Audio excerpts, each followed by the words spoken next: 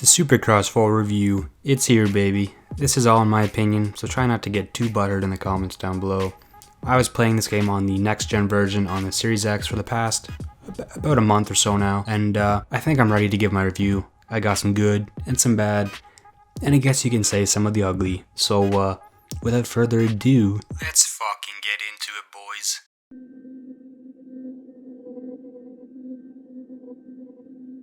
We're starting with the compound.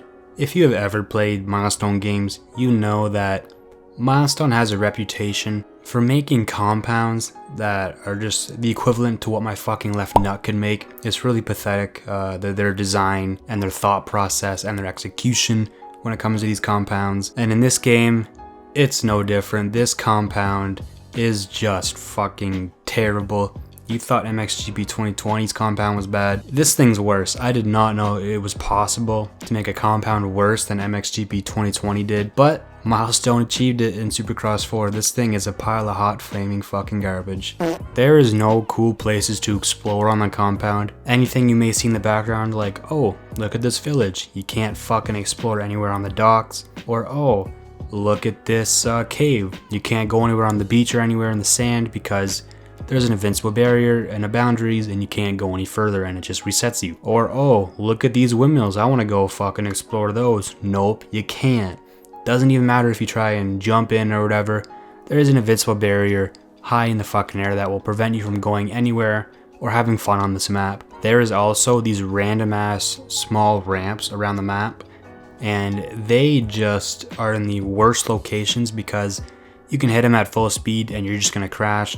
But if you slow down and hit them, they just send you nowhere. There's no cool jump or anything or big gap. It just sends you in the air pretty much and you're going nowhere. The only cool thing about the compound that I've witnessed is the collectibles at the start of the compound when you first load in. There's like 18 or 19 number plates you have to go around the map to find. And it is kind of a cool little thing that they brought that back because it gives you something to do. When you grab all of those number plates, you get the money, skin for your bike, your gear, your helmet, whatever. It doesn't look terrible, but it's not like amazing. Also, the last thing about this compound, these tracks, I don't know who designed them, but there is clearly no effort put into them at all. There is just no options, there's no flow. It's just terrible. They're not really Supercross tracks at all. It's just like a jump here and there, and turn city again.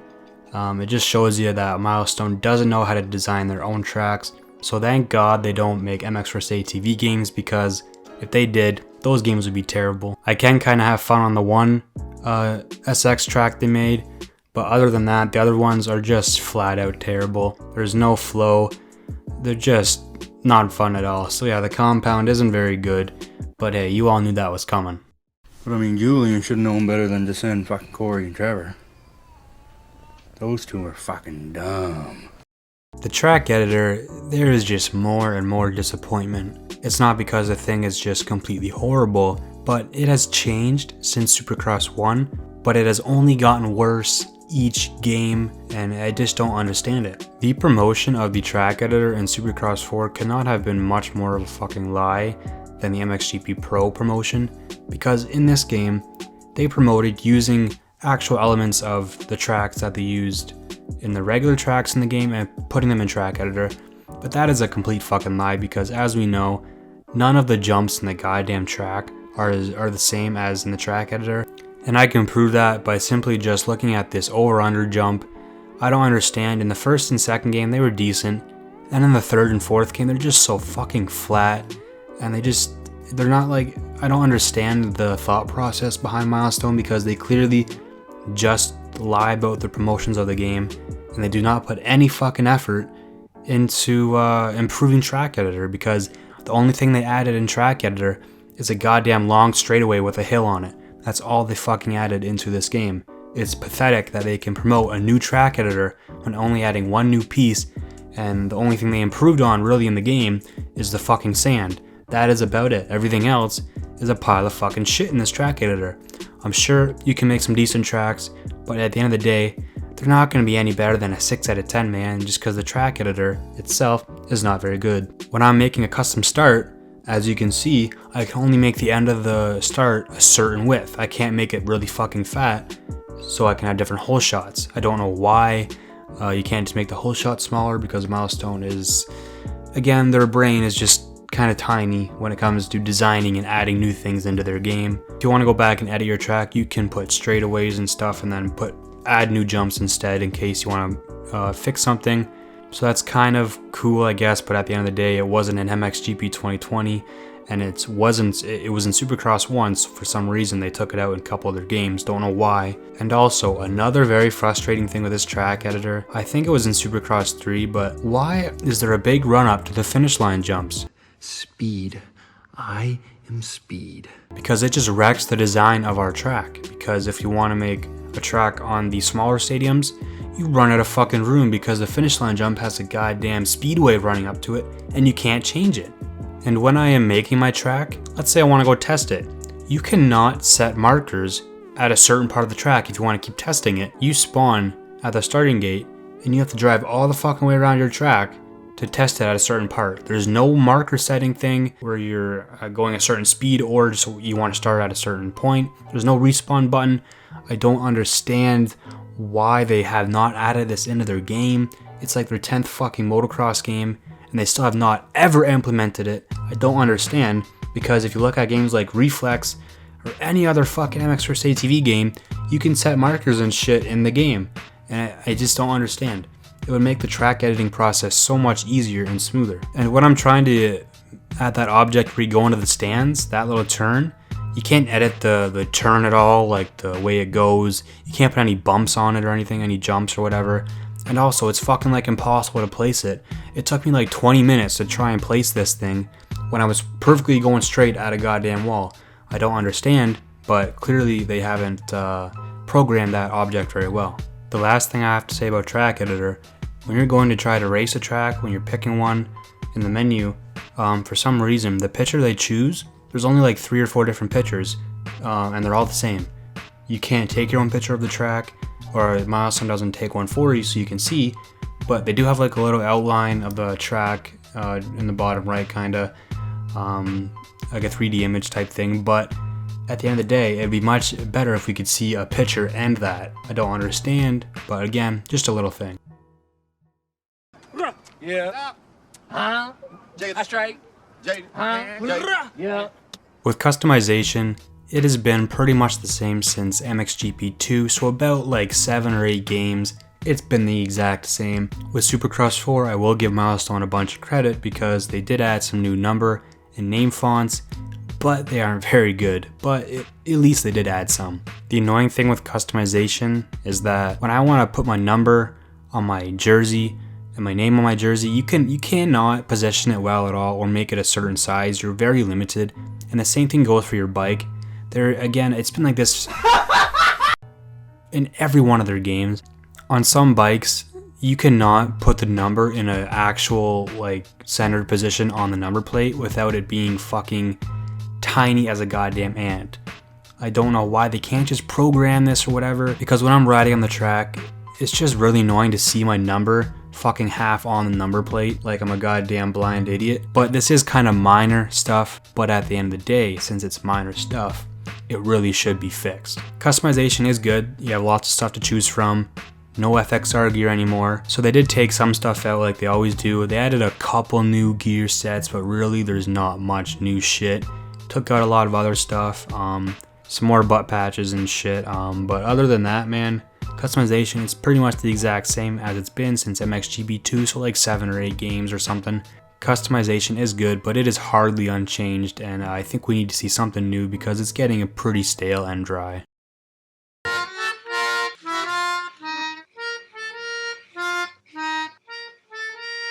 Career mode is where I am very disappointed because I love career mode in other sport games and stuff, and in this game, in Supercross 4, it is so bad. I like Milestone's ideas with the injuries and the training and stuff like that, and the journal, the challenges, but it is just so poorly executed. The effort they put into it is just mind-boggling how bad it actually is. When it comes to the journal, it's kind of cool because it gives you a bunch of tasks to do, so it kind of makes you want to grind it a little bit. When it comes to the training though, man, the training is just so fucking stupid and it makes no sense the way they put it in their game. It is cool though at the start of your career how your rider does feel pretty bad when you don't have any of your skill points equipped compared to when you have all of them equipped. But at the same time, it is still so easy to beat the AI when you have no skills at all. It's just way too easy to beat the AI in this game because they're not very good, not very smart.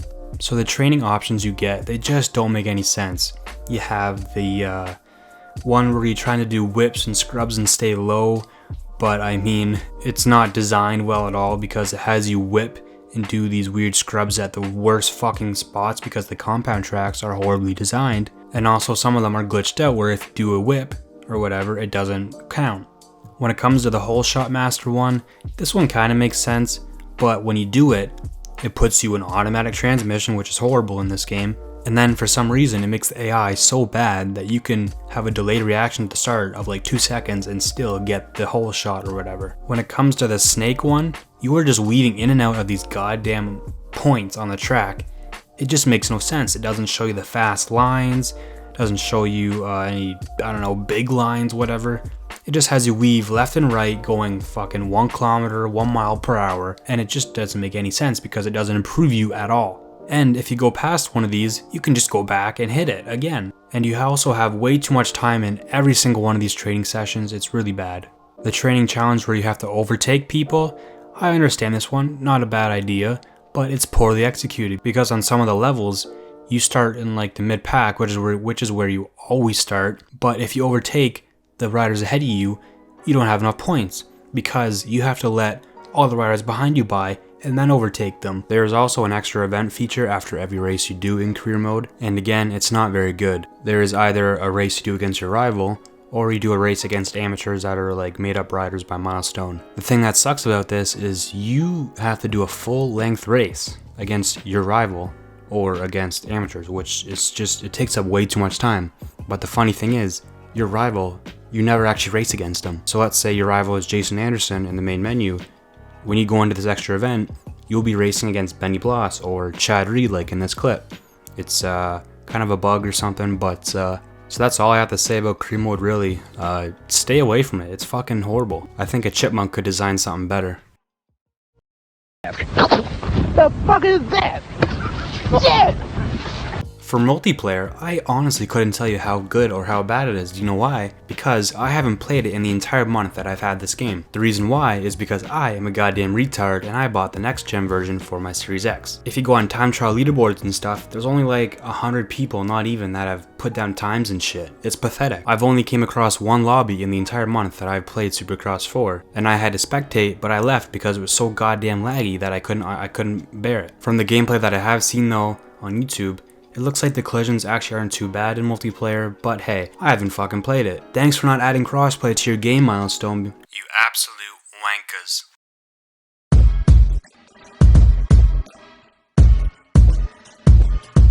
Physics. Oh, touchy subject, eh? I'm gonna offend probably everybody with this statement, but I could care less about how good or bad the whips are. This may be a hot take, but I really think this game has better whips and scrubs than MX Simulator. Supercross 4's whips are the same as they were in MXGP 2020, but a little bit more clunky and slow, if that makes sense. I enjoy the whips in this game. I think they look nice and they feel nice if you know what you're doing. Ruts and terrain deformation. This is something that I really enjoy and care about in motocross games, but unfortunately in Supercross 4 there is no ruts. There is a tiny bit of terrain deformation in the sand, but even then it's fucking really bad. Everywhere else there is no ruts in the goddamn game, no terrain deformation, it does nothing. This is their 10th game and we have only seen terrain deformation in MXGP3. It is just pathetic that they can release this many games and still not develop any sort of terrain deformation. It's just a joke. How does the cornering feel? Well, in this game, the berms, you can hook up nicely in the berms, you can rail them pretty good. And man, I enjoy just holding my back brake and letting that thing fly in the corners. It feels so nice and it looks good. Other than that though, the cornering, man, like I think I can say this for everybody. We are tired of goddamn sliding like we're on fucking ice.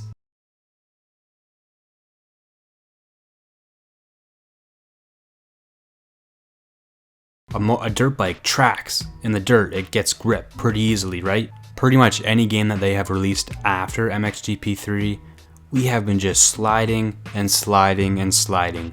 I think pretty much everyone would agree with me that we just are tired of losing traction every time we touch the throttle. It's just a joke. If you want to go fast in this game, all you gotta do is do the wheelie glitch and slingshot. That's pretty much it. You can still hit rhythm sections like whoops as well. Pretty stupid.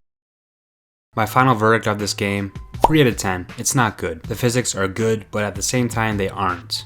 And everything else this game has to offer, it is just fucking terrible. If you like Supercross 3, then you will like this game because this game is a lot better than Supercross 3. I went back and played that game like a few weeks ago and it's not good.